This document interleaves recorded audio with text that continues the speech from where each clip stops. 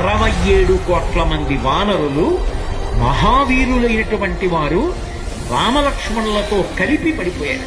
ఒక్క వానరుడు యుద్ధభూమిలో లేచి తిరుగుతున్నవాడు లేడు.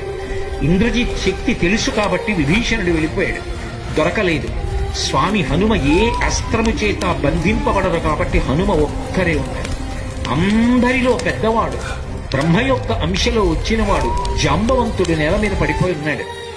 విభీషణుడు కాగడా పట్టుకుని అడిగాడు, తాతా కుశలమేనా అని అడిగాడు. వానరులలో శ్రేష్ఠుడైన హనుమ బ్రతికి ఉన్నారా అని అడిగాడు జాంబవంతుడు.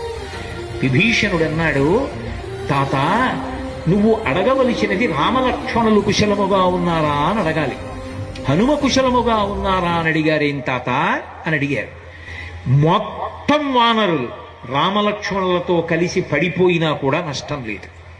హనుమ ఒక్కరు బ్రతికి ఉంటే మళ్ళీ అందరూ బ్రతుకుతారు. అందరూ బ్రతికి ఉన్నా హనుమ ఒక్కరు పడిపోతే బ్రతికి ఉన్న వీళ్ళందరూ పడిపోతారు. అందుకే నేను హనుమ బ్రతికి ఉన్నారా అని అడుగుతున్నాను.